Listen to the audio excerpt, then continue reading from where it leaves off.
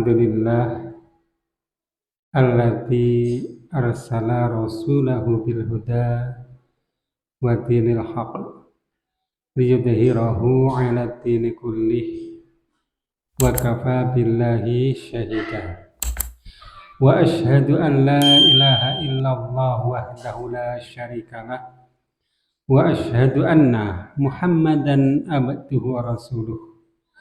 Ya ayyuhalladzina amanu taqullaha haqqa tuqatih wa la tamutunna illa wa antum muslimun. Ya ayyuhan nasu taqu rabbakumul ladzi khalaqakum min nafsin wahidah wa khalaqa minha zawjaha wa batha minhuma rijalan katsiran wa nisaa'a wattaqullaha alladzi tasaaluna bihi wal arham innallaha kana 'alaikum raqiba. Ya ayyuhalladzina amanu taqullaha wa qulu qawlan sadida yuslih lakum a'malakum wa yaghfir lakum dzunubakum wa may yuti'illaha wa rasulahu faqad faza fawzan 'azima. Fa inna astaqal hadits kitabullah wa akhiral hadits Muhammadin sallallahu alaihi wasallam wa syarrul umuri muhdatsatuha wa kullu muhdatsatin bid'ah wa kullu bid'atin dhalalah wa kullu dhalalatin finnar. Allahumma shalli ala Muhammad wa ala alihi wa sahbihi wa man tabi'ahum bi ihsani ila yaumil qiyamah amma ba'd. Ya, baik, kita akan mulai kajian kita pada fikih thaharah. Ya, fikih tentang tata cara bersuci di dalam Islam. Kemarin sudah kita sebutkan tentang arti penting dari bersuci tersebut. Jadi ini bukan masalah sepele, bukan masalah sampingan, bukan masalah penyerta, tapi ini adalah masalah pokok yang harus kita pahami di dalam dinul Islam. Ya. Baik, kita akan membahas tentang pengertian thaharah. Apa yang dimaksud dengan thaharah? Secara bahasa, at-thaharah itu bermakna an-nadhafah, yaitu kebersihan. Jadi kita berthaharah itu artinya kita melakukan kebersihan. Ya. Secara istilah syarak, thaharah itu bermakna menghilangkan najis dan kotoran, atau bisa juga disebutkan sebagai mengangkat sesuatu yang menghalangi sholat. Ya, ada beberapa macam yang menghalangi sholat itu. Pertama, hadas. Yang kedua, najis. Ya, itu yang pertama yang paling menghalangi sholat. Nanti ada beberapa hal yang lain, walaupun tidak bersifat umum, ya, khusus nanti ada ya. Jadi yang paling utama adalah menghilangkan najis dan menghilangkan hadas, ya, dengan menggunakan air atau tanah atau selain darinya. Jadi thaharah itu pada hakikatnya adalah kebersihan yang harus kita lakukan sebelum kita melakukan ibadah tertentu. Karena jika keadaan kita nggak bersih, maka kita tidak bisa melakukan ibadah tertentu tersebut. Di antaranya adalah najis atau hadas. Ya, ini harus kita bersihkan sebelum kita melakukan ibadah tertentu, misalnya sholat. Nah, ini pengertiannya demikian. Jadi apa yang dimaksud thaharah itu adalah sesuatu yang kita diperintahkan untuk membersihkan, ya, atau ya juga bisa bermakna menghilangkan hukumnya. Ya, menghilangkan hukum kotornya dengan menggunakan sarana yang telah diperintahkan oleh Allah Ta'ala. Nanti akan kita sebutkan. Karena thaharah ini bisa kita sebut sebagai syarat dari sebuah ibadah. Maka jika syaratnya tidak terpenuhi, maka ibadah itu juga nggak bisa kita laksanakan. Ya, contoh misalnya wudhu akan menjadi syarat bagi sholat. Maka ketika kita tidak berwudhu, maka sholatnya juga tidak bisa kita lakukan. Jadi ini thaharah merupakan, ya, pembersihan dari sesuatu yang menghalangi kita untuk melakukan sebuah ibadah. Nah, tohara ini mempunyai keutamaan-keutamaan. Di antaranya adalah pertama menjalankan perintah Allah Ta'ala untuk membersihkan diri. Jadi Allah Ta'ala perintahkan kepada kita untuk membersihkan diri. Maka jika kita lakukan, maka berarti kita laksanakan perintah Allah. Misalnya di dalam surat Al-Mudaththir disebutkan wasiyabaka fatohir. Maka pakaianmu bersihkanlah. Jadi pakaianmu bersihkanlah. Artinya kita diperintahkan membersihkan pakaian. Jadi kita bicara at-thaharah tadi ya.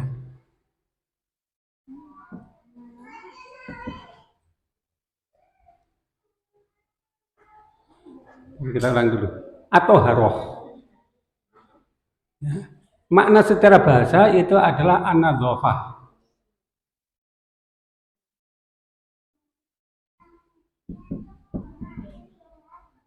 Atau kebersihan.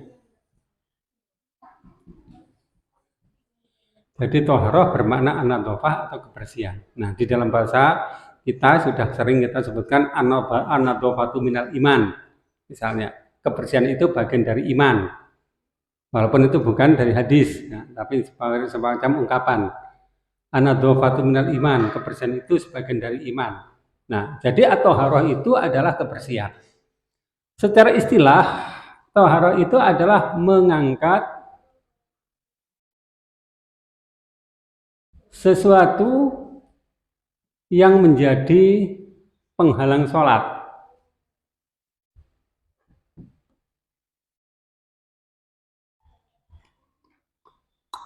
atau ibadah lain.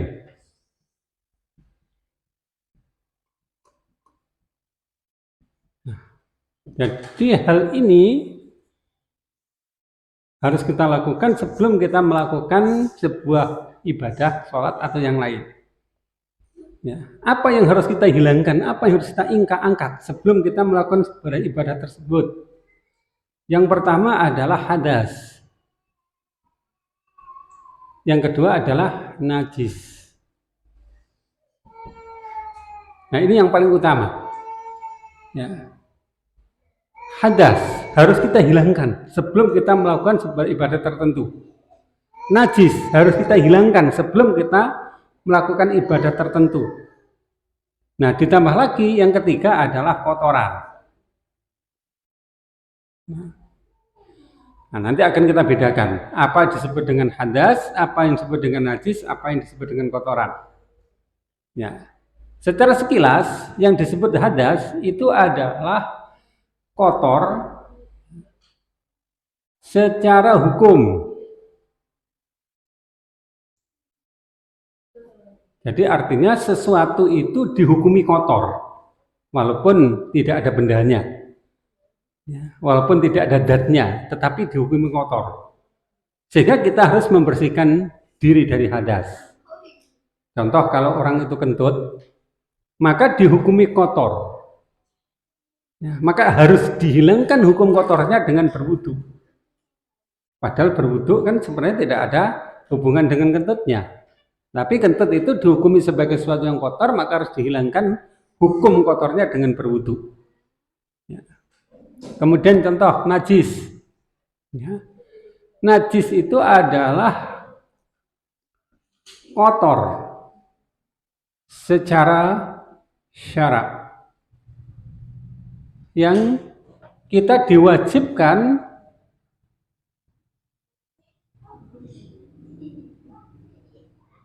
untuk menghilangkannya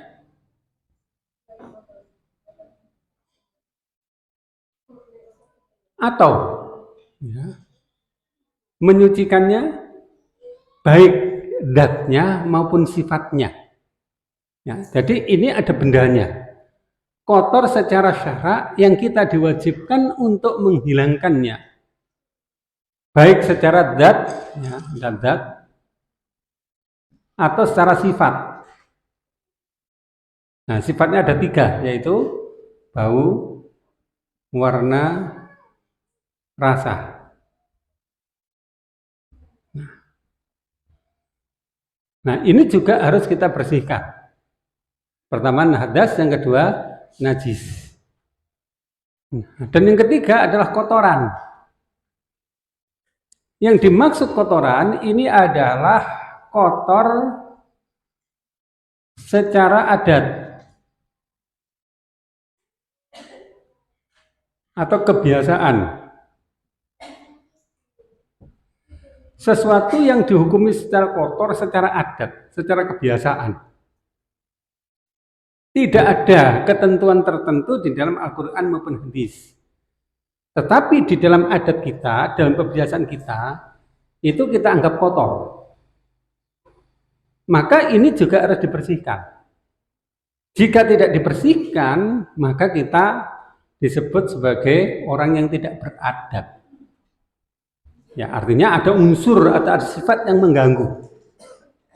Misalnya dari sudut baunya, kalau nggak dibersihkan nanti akan mengganggu kita di dalam sholat. Ya. Dari wujud bentuknya, kalau nggak dibersihkan maka akan mengganggu kekhusyukan kita di dalam sholat. Jadi kotor dalam makna ini tidak ada ketentuan di dalam syarak, tapi ketentuannya adalah di dalam kebiasaan kita. Contoh, kotoran ayam. Di dalam syarak nggak ada penjelasan tentang najisnya kotoran ayam. Tapi dalam adat kita, kebiasaan kita, kotoran ayam menjijikkan, bau. Maka itu diwajibkan untuk membersihkan. Kalau nggak dibersihkan, nah kita dianggap orang nggak beradab nanti. Ada tamu, banyak kotoran ayam di rumahnya misalnya. Ya. Mau sholat, di depannya ada kotoran ayam. Di sekitarnya ada kotoran ayam. Secara bau akan memberi efek berupa gangguan. Sementara sholat kita diperintahkan untuk sebaik-baiknya. Berusaha untuk khusyuk. Dan ini akan mengganggu. Nah, kotoran secara adat ini tuntutannya bukan dari syarak tetapi dari kebiasaan kita. Yang bisa jadi di dalam adat tertentu itu tidak dianggap kotor, tapi di dalam adat lain itu dianggap kotor. Ya, dianggap tertentu dalam kebiasaan tertentu itu harus dibersihkan, di adat lain tidak dibersihkan. Nah, seperti kotoran sapi itu misalnya, kalau kita ya mungkin ke Pujon sana itu hal yang biasa. Dan kotoran sapi itu nggak begitu berbau, hampir nggak berbau, karena mungkin dingin sekali sana ya, sehingga bakteri nggak berkembang, barangkali demikian. Nah, demikian juga mungkin di tempat-tempat tertentu ya, di Motopuro itu, kotoran bebek demikian banyak sekali. Jika hujan, baunya bau kotoran semua. Tapi bagi masyarakat itu tidak menjadi gangguan. Ya, bagi masyarakat lain, gangguan.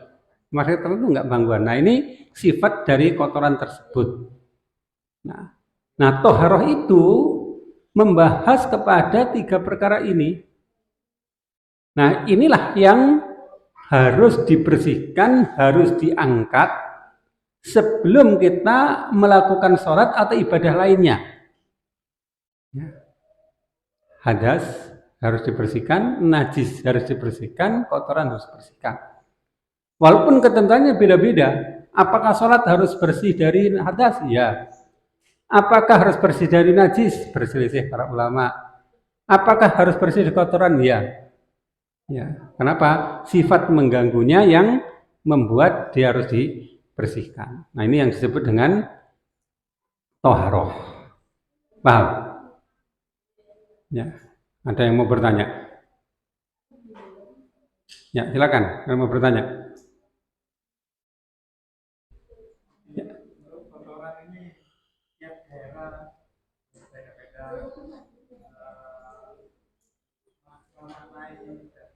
Ya. Jadi untuk kotoran ini sifatnya memang tidak bersifat umum, tapi tergantung dari adat. Nah, ini berlaku sebuah kaidah di dalam ushul fikih, al-adatu muhakamah. Adat itu menjadi hukum. Ya, yaitu adat setempat itu akan menjadi hukum jika tidak berlawanan dengan syariah. Nah, jadi kalau berlawanan syariah adat nggak berlaku. Nah, adat membersihkan dari kotoran ini kan nggak berlawanan dengan syariah karena inti atau salah satu dari arti penting syariah itu memang kebersihan. Nah, kita membersihkan diri dari sesuatu yang kotor tentu nggak berlawanan dengan syariah. Maka adat itu bisa kita pakai. Ya, walaupun mungkin di dalam adat yang lain itu berbeda. Kita tidak merasa risih, misalnya dengan kotoran bebek misalnya. Karena tempat kita memang hampir 100% pelihara bebek. Ketika hujan, baunya luar biasa itu. Dan mereka sudah biasa dan tidak menganggap itu sebagai sesuatu yang kotor. Tapi bagi orang lain yang baru datang ke situ, akan menganggap itu kotor. Dan kalau dia ibadah di situ, sholat di situ, maka akan sangat terganggu. Ya. Nah, jadi pada tempat tertentu itu bisa berbeda dengan tempat yang lain. Ya. Jadi tidak bersifat umum. Jadi sifatnya adalah berdasarkan kepada adat atau kebiasaan. Nah, mungkin juga kotoran binatang di sini itu tidak kotoran binatang di sini akan punya unsur yang mengganggu.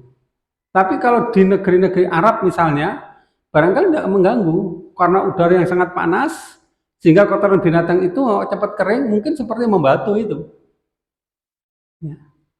Makanya disebutkan oleh hadis ketika Nabi SAW minta kepada sahabat untuk dibawakan 3 batu, ya, maka sahabat mencarikan beliau batu tersebut. Mereka hanya dapatkan 2. Nah, satunya ada kotoran binatang, ar-rausah. Maka diberikan kepada Nabi. 2 batu diambil Nabi, ar-rausah dibuang sama Nabi. Nabi mengatakan hadarisun. Ya. Jadi oleh sahabat dipegang, nggak ada masalah. Karena mungkin sudah kering sekali. Sementara di sini kotoran binatang rata-rata nggak mengering, atau mungkin bahkan dalam waktu yang lama pun susah kering. Nah, sehingga misalnya kotoran sapi, ya akan menjijikkan terus bagi orang sini barangkali karena sifatnya yang berbeda tadi. Ya. Nah, ini adat yang berbeda. Ya. Baik, mungkin ada lagi. Jadi tuntutan pembersihannya berdasarkan kepada tuntunan adat. Ya. Cara membersihkannya juga demikian, berdasarkan kepada kebiasaan. Ada lagi, silakan.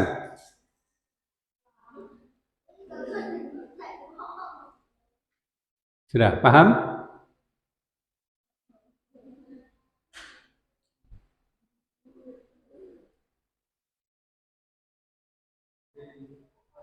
Harus mengikuti apa yang di suatu daerah.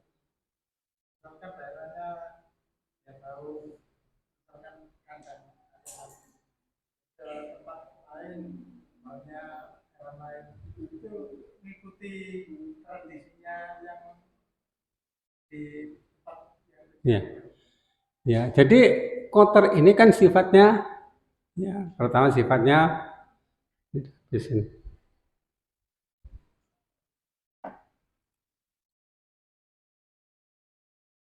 Ya, mengganggu ya.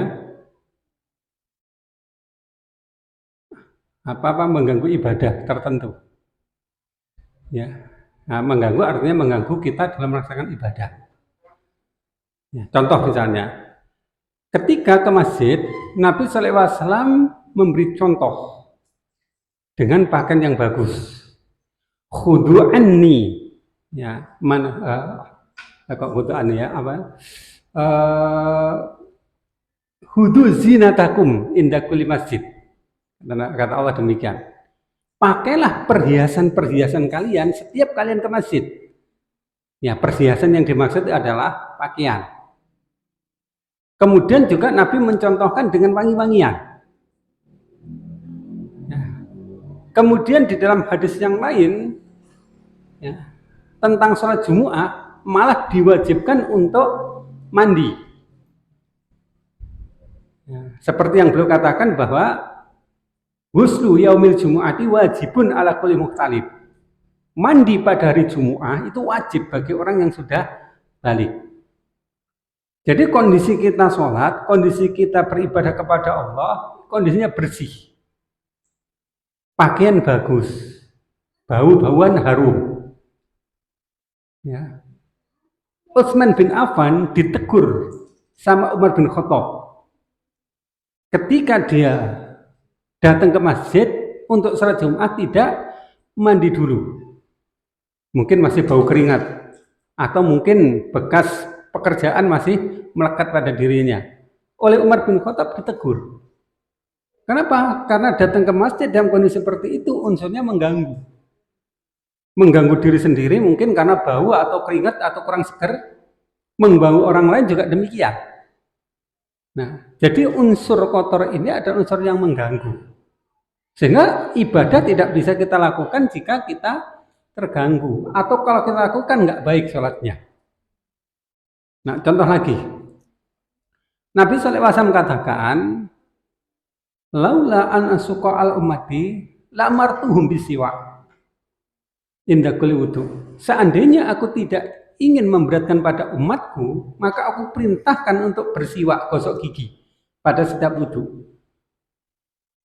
Nah, untuk apa gosok gigi pada setiap wudu? Wudu itu menjadi syarat bagi sholat, bukan ibadah tersendiri.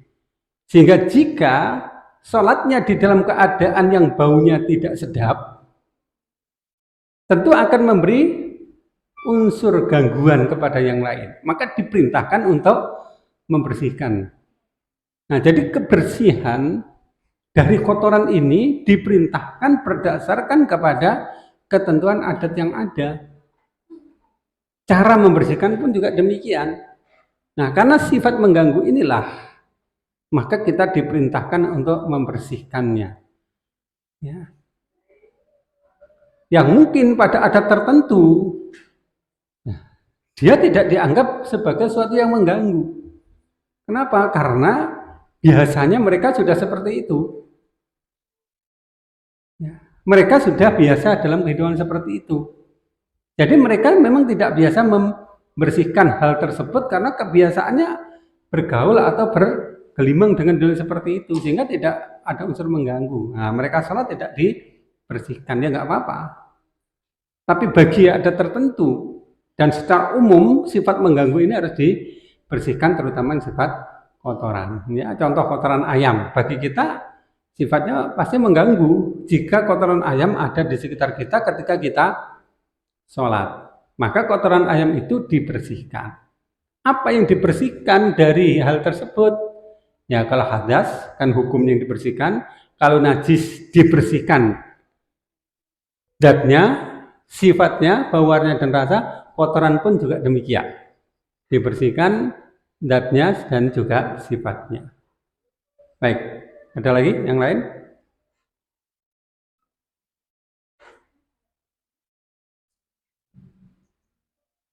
Ya, silakan.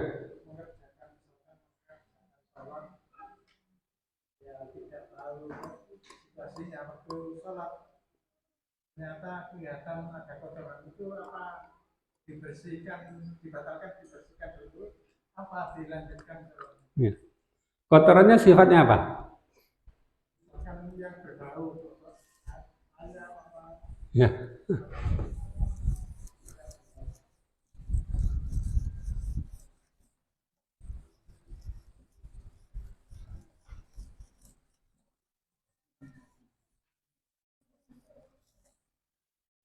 Apa saja yang harus dibersihkan atau bagian apa yang harus dibersihkan sebelum kita melakukan sifat-sifat tertentu tersebut. Yang pertama tadi yang dibersihkan adalah hadas.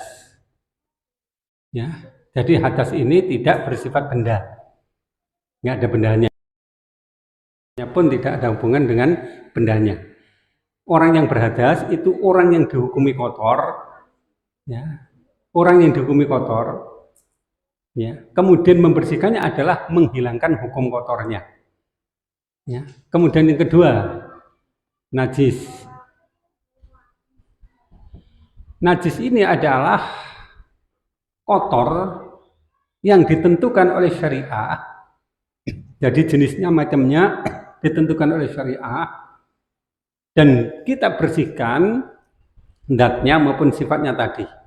Ketika dia mengenai hal-hal tertentu. Demikian juga yang tiga adalah kotoran. Apa yang dibersihkan dari ini? Pertama adalah badan. Jadi badan kita dibersihkan dari najis, badan kita dibersihkan dari kotoran. Dan sifat pembersihan badan yaitu membersihkan zat yang najis atau yang kotor tadi. Ya. Dan juga sifatnya, zatnya sudah nggak ada, baunya masih ada, ya dibersihkan hingga hilang baunya. Ya. Zatnya sudah nggak ada, tapi warnanya masih ada. Ya. Maka dibersihkan warnanya juga. Zatnya sudah nggak ada, rasanya nggak usah dirasakan. Ya. Nah, jadi badan ini harus bersih. Dan sifat ini memang wajib dibersihkan karena sifatnya ini, sifatnya najis, sifatnya kotor. Kemudian yang kedua adalah pakaian.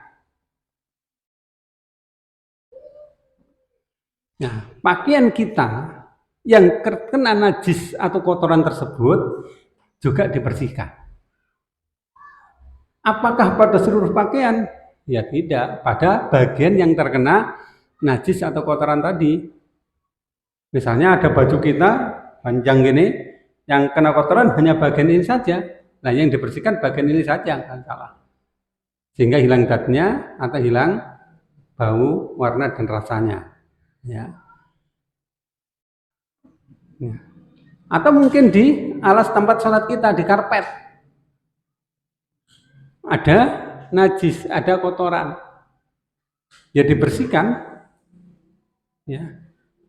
Ya, dan bukan hanya tempat sholat, pada semua pakaian itu sebenarnya, pada semua pakaian. Itu artinya pakaian yang kita pakai itu nggak boleh ada najis atau nggak ada kotoran.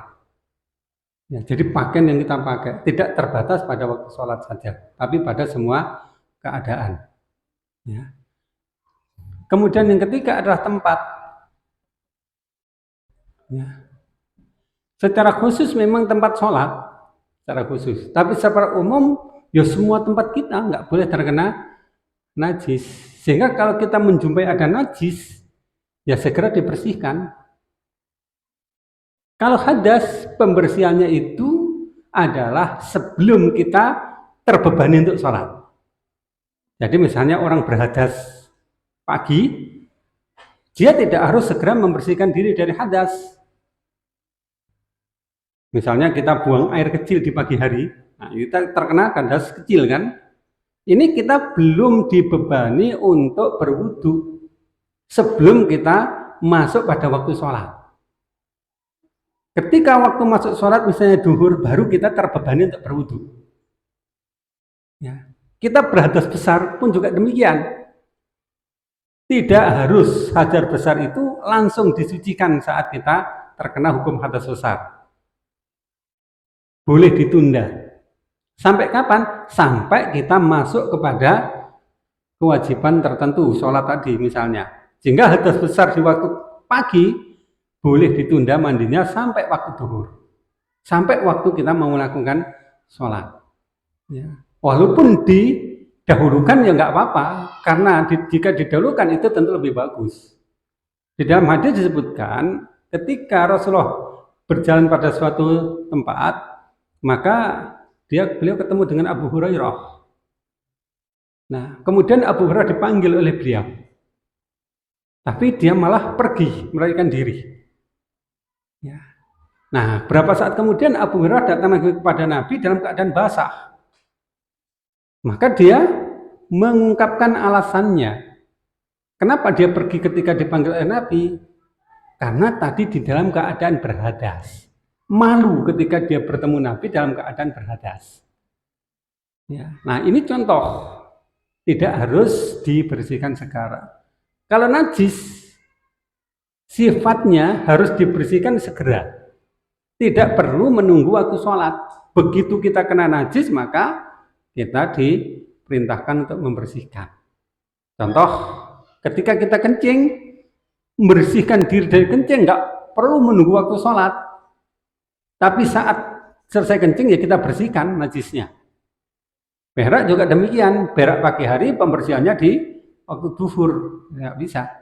Berak pagi hari ya dibersihkan di saat itu juga. Demikian juga jika najis itu mengenai pakaian atau mengenai tempat, tidak perlu menunggu datang waktu sholat untuk kita bersihkan. Kita bersihkan saat kita menjumpai ada najis atau ada kotoran tersebut. Ketika di dalam waktu sholat kita menjumpai ada najis yang ada di pakaian kita atau tempat kita, apa yang kita lakukan? Jika mungkin kita bersihkan juga saat itu. Jika mungkin, contoh, di bawah kita ada tanah. Ketika kita mungkin rukuk, menjumpai di pakaian kita atau di kaki kita ada najis. Nah, di saat itu kita bisa gosok-gosok ke tanah tersebut. Sehingga najisnya hilang, sholat tetap berjalan. Ya. Tapi sebagian ulama lain mengatakan sholatnya menjadi batal jika dia terkena najis. Karena mereka berpendapat bahwa salah satu di antara syarat sholat adalah bersih dari najis. Nah, jadi menurut Ana tidak. Ini bukan syarat sholat. Bersih dari najis itu bukan syarat sholat. Tapi kewajiban kita di dalam segala waktu. Tidak ada batasan di waktu sholat saja. Sehingga kapanpun kita terkena najis, tidak perlu menunggu sholat, maka harus dibersihkan. Jadi kalau kita terkena najis ketika kita sholat, sebenarnya nggak masalah, sholat tetap dikerjakan sampai tuntas. Ya, contoh sebelum sholat kita sudah teliti, sudah bersih semua, nggak ada yang najis. Kemudian di dalam sholat ternyata dijumpai ada najis, mungkin di pakaian kita atau di tempat kita itu. Nah, nggak perlu sebenarnya kita membatalkan sholat tetap masih bisa dilaksanakan. Kadang-kadang ada yang punya anak kecil, ketika sholat anaknya kencing, pipis, ngompol, terkena pakaiannya. Ya, sebagian ulama yang mengatakan bahwa najis itu membatalkan sholat, maka sholatnya harus batal. Tetapi sebagian lain mengatakan ya nggak batal, menurut Anda nggak batal. Ya, jadi orang tersebut nggak batal sholatnya, dia tetap boleh melanjutkan sholat. Jika dia bisa membersihkan saat itu juga, ya dibersihkan. Contoh misalnya dia punya pakaian rangkap gitu ya, lebih dari satu. Kemudian ketika dia sholat terkena najis tersebut, maka dilepas satu pakaiannya, kemudian yang lain tetap bisa dipakai, gitu ya. Jadi ini sifat dari hadas dan najis. Baik, ada lagi yang lain? Ya. Ya nggak apa-apa. Sholat sudah selesai, kemudian baru tahu bahwa dia terkena najis. Tapi berbeda dengan ya, sholat sudah selesai, dia baru tahu kalau dia belum bersuci dari najis. Najis apa misalnya? Najis buang air kecil. Karena keluarnya buang air kecil itu bukan hanya najis, tapi juga disertai hukum hadas. Ya. Disertai dengan hukum hadas. Orang yang buang air kecil keluar najis, dirinya terkena hukum hadas. Ya. Habis buang kecil tidak cebok, tidak beristinja, kemudian dia sholat karena lupa. Ya. Dipikir sudah berwudu. Habis sholat ingat, wah tadi saya belum berwudu. Maka sholatnya harus diulang. Ya. Kalau terkena najisnya saja nggak apa-apa. Misalnya kita sudah berwudu, ya sudah berwudu, kemudian kita tahu setelah kencing itu ada percikan atau tetesan dari najis itu yang mengena pada badan kita atau pakaian kita, belum kita bersihkan atau belum kita ganti pakaiannya, tapi kita sudah berwudu, ya. Maka setelah sholat kita tidak perlu mengulangi sholat tersebut, walaupun dia sholat dalam kondisi pakaian terkena najis. Hanya saja menurut sebagian ulama yang mengatakan bahwa najis itu pembatal sholat, maka sholatnya batal. Baik, ada lagi.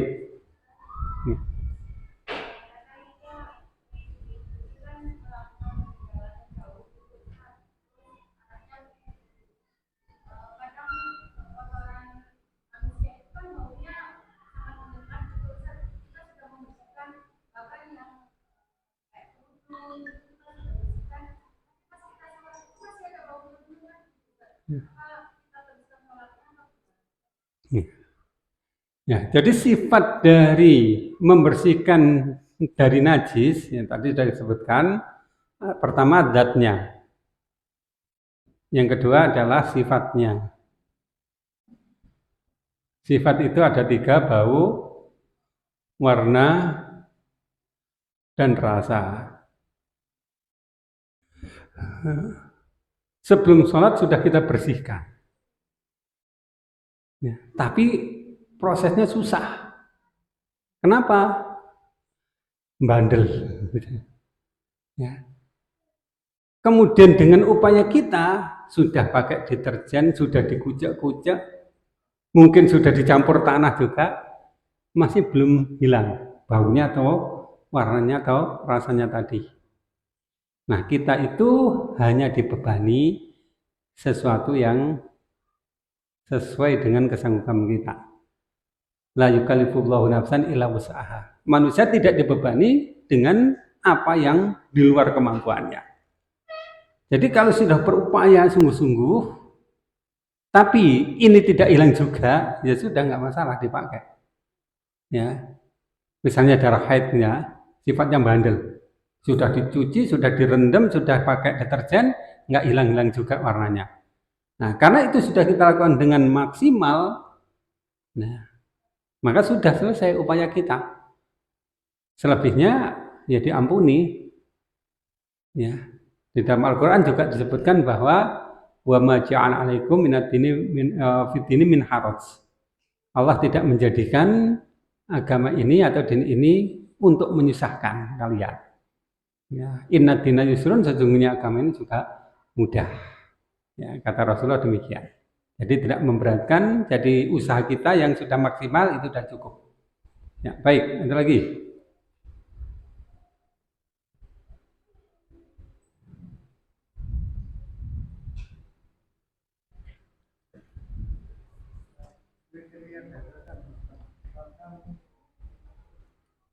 Mau melakukan sholat, terus ada 3 tahun itu ada najis, terus kalau menghilangkan agak susah untuk dari air atau yang lain, itu gimana?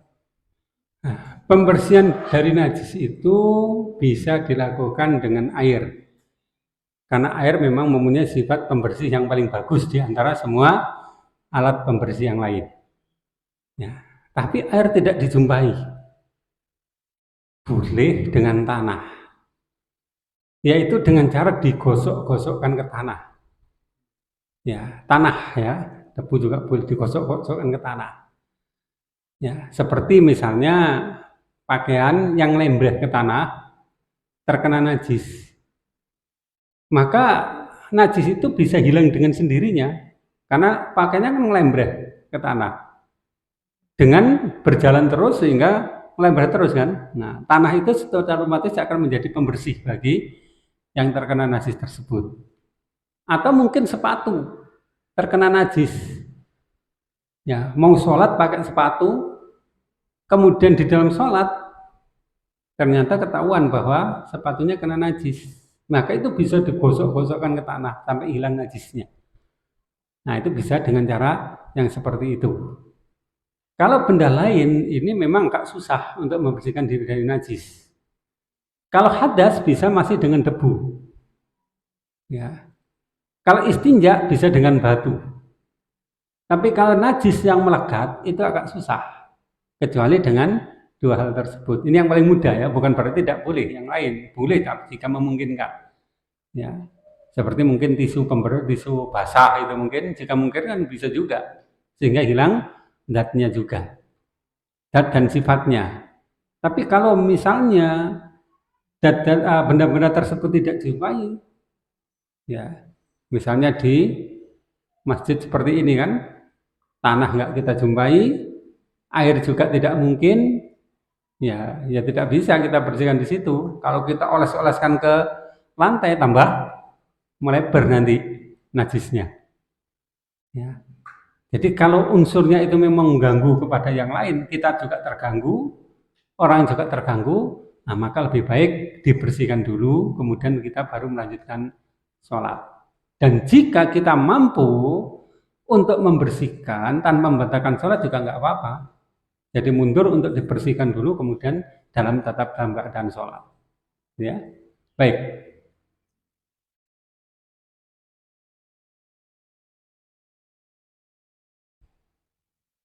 Sudah?